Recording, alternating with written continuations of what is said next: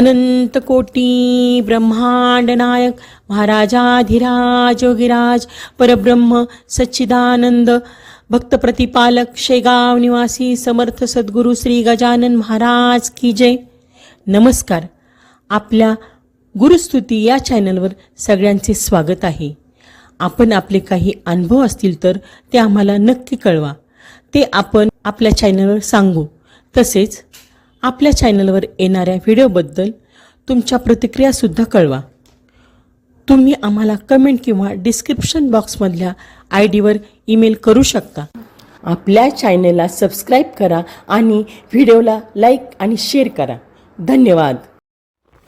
हा अनुभव आहे मुंबई येथून सौ सुधा सुधीर गरुड या ताईंचा। ताई म्हणतात, श्री गजानन चरित्र तारक असुनी परम पवित्र। जय गजानन। मी पूर्वाश्रमीची सुधा नवरे। 18 जून 1981 रोजी माझे लग्न झालं आणि मी झाले सौ सुधा सुधीर गरुड। नवदाम्पत्यांच्या जीवनात लग्नानंतरचं पहिलं वर्ष हसत खेळत निघून जातं असं म्हणतात आणि बहुतांशी ते खरंही आहे। पण माझं वैवाहिक जीवन त्याला अपवाद ठरलं। केवळ पहिलंच वर्ष नाही तर लग्नानंतर तब्बल 7-8 वर्ष जणू संकटाशी लढण्यासाठीच मी जिवंत होते। अर्थात या काळात संकटाशी सामना करण्याचं शारीरिक मानसिक बळ श्री गजानन महाराजांनी मला प्रदान केलं असावं असं मात्र मी अनुभवातून म्हणू शकेन। माझ्या सासरचं वातावरण वेगळं असलं तरी माझ्या माहेरी मात्र मी आईला श्री गजानन विजय ग्रंथाचं पारायण करताना पाहिलं होतं। त्यामुळे इयत्ता 9वी पासून मी दर पौर्णिमेला गजानन विजयचं पारायण करीत असे। अर्थातच श्री गजानन चरित्र तारक असून परम पवित्र हे मी वाचलं होतं। श्री गजानन महाराजांचं स्मरण मी हृदयात जपलं होतं। मात्र लग्नानंतर ते बाजूला पडलं। अर्थात माझ्याकडून महाराजांनी मात्र ते क्षण लक्षात ठेवले होते। माझे लग्न ठरत असतानाच माझे सासरे आजारी होते। प्रकृती जास्तच होती म्हणून आम्हाला घाईने लग्न उरकण्याचा निर्णय घ्यावा लागला। म्हणजे खरं तर मी परिस्थितीशी जुळवून घेतलं होतं। लग्नानंतर महिन्याच्या आतच त्यांचं निधन झालं। म्हणजे लग्नानंतर घरात पहिला प्रसंग तोच। तरुणपणी नवविवाहित तरुणी येणाऱ्या सणाने आनंदित होते, पण घरात सासरे गेल्यावर त्या वर्षात एकही सण झाला नाही। माझे मिस्टर मधुसूदन मिलमध्ये कामाला होते। त्यांचा आग्रह मी नोकरी करू नये असा असल्याने मी पुन्हा परिस्थितीशी तडजोड केली। आमचं लग्न जूनमध्ये झालं आणि ऑगस्ट महिन्यात संपूर्ण मुंबईतच मिल कामगारांचा संप सुरू झाला। पगार बंद झाले। संपावर असणाऱ्या कामगारांना जेव्हा पगार मिळत नाही आणि घरची आर्थिक जबाबदारी एकाच्याच जीवावर असेल तर त्या घरात काय हालत असते हे त्या घरात राहिल्याशिवाय कुणाला कळायचं नाही। श्री दत्ता सामंत यांच्या नेतृत्वाखाली हा संप सुरू होता। संप फार दिवस चालणार नाही हा मोठमोठ्यांचा अंदाज खोटा ठरला। पुढे राजकारणामुळे संप चिघळतच गेला। तो शेवटपर्यंत मिटलाच नाही। 2 महिन्यात संपामुळे यांची नोकरी गेली। घरातील आवक पूर्णतः बंद। मुंबईतील सर्वच गिरण्या ऑक्टोबर 1981 पासून पूर्ण बंद झाल्या। अनेक कुटुंब उघड्यावर आलीत। हजारो कामगार बेकार झालेत। यांच्याबरोबरच्या अनेकांनी निराशा होऊन आत्महत्या केल्या। अनेक लोक डिप्रेशनमध्ये गेले। आमच्याही घरची स्थिती फारशी वेगळी नव्हती। ह्यांना शोधूनही नोकरी मिळेना। आज मिळाले उद्याचं काय हा रोजचा प्रश्न। 2 महिने लहान नोकरी, 4 महिने सुट्टी। बोरिवलीत आम्ही एक लहान जागा 1 रूम किचन घेतली होती। तिथे आम्ही राहू लागलो होतो। आता मलाही काही हातपाय हलवणं गरजेचं होतं। मला शिकवण्याची आवड होती। मी 2-4 घरगुती शिकवण्या धरल्या। दिरांच्या मदतीने दादर येथील समर्थ विद्यालयात BEdला प्रवेश घेतला। मी सकाळी 6 वाजता घरातून बाहेर पडत होते। प्रथम काही शिकवण्या, नंतर कॉलेज, नंतर पुन्हा शिकवण्या। 12-14 तास घराबाहेर असा दिनक्रम असायचा। अन्य काही करणे हा विचारही मनात येऊ शकत नव्हता। त्या दुष्काळात हिरवळ म्हणजे मी BEdला पहिली आली। पण पुन्हा गडबड अशी झाली की रिझल्टच्या नुकतीच आधी शिक्षकांच्यासाठी महानगरपालिकेची जाहिरात येऊन गेल्यामुळे आता ती वाट बंद होती।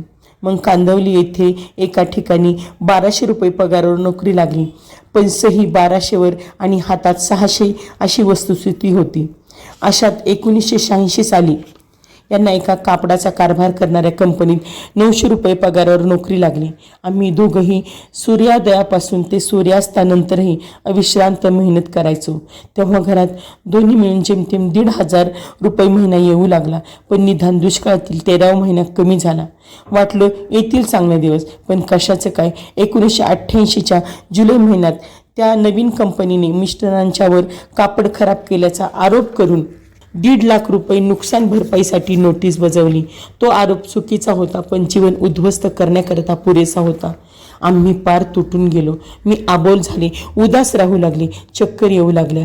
माझी अवस्था पाहून माझी एक कामत नावाची मैत्रीण आहे, तिने चौकशी केली. म्हणाली, माझे मिस्टर वकील आहेत, त्यांना भेट. त्याप्रमाणे आम्ही त्यांना भेटलो. ते म्हणाले, तुमची बाजू मजबूत आहे. प्रथम त्यांना केस लढण्यासाठी तयारी दर्शवली. दिवसभर नोकरी, नंतर क्लास व नंतर वकिलाशी बोलणे, असा सकाळी 9 ते रात्री 2 दिनक्रम सुरू झाला. 3 महिन्यात माझे मिस्टर खचले. आता नको, मला टेन्शन येते, झोप येत नाही असं म्हणू लागले. त्यात भर अशी पडली की एक दिवस कामत वकील म्हणाले, मी मालकाच्या बाजूने लढतो, तुमची केस माझ्या मित्राला देतो, थोडा खर्च करा, तुम्हाला 55 वयापर्यंत पगार मिळेल. आम्ही खर्चासाठी पैसे कुठून आणणार होतो.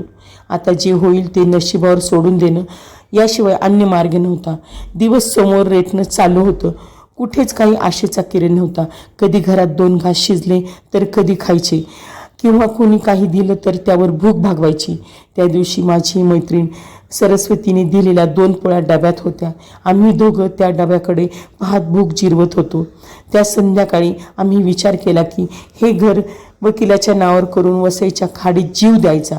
चिठ्ठीत एकच ओळ लिहायची, 1.5 लाख कंपनीला देऊन टाका आणि आम्हाला कर्जमुक्त समजा.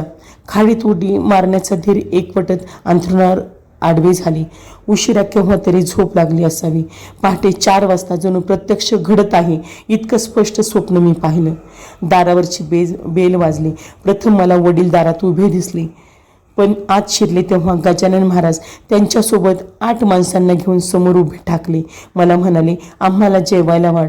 मी म्हटलं, शेजारून पीठ आणते आणि स्वयंपाक करते. त्यावर म्हणाले, तो डबा उचल आणि वाढणं सुरू कर. मी सर्वांसाठी पंगत वाढली. सर्व पोटभर जेवले, पण डब्यात 2 पोळ्या मात्र तशाच शिल्लक राहिल्या. जेवण होताच बाकी सर्व निघून गेलेत. मात्र महाराज मला म्हणाले, तुला काय वाटतं, मी जाणार, मी इथेच राहणार, मला बसायला जागा दे.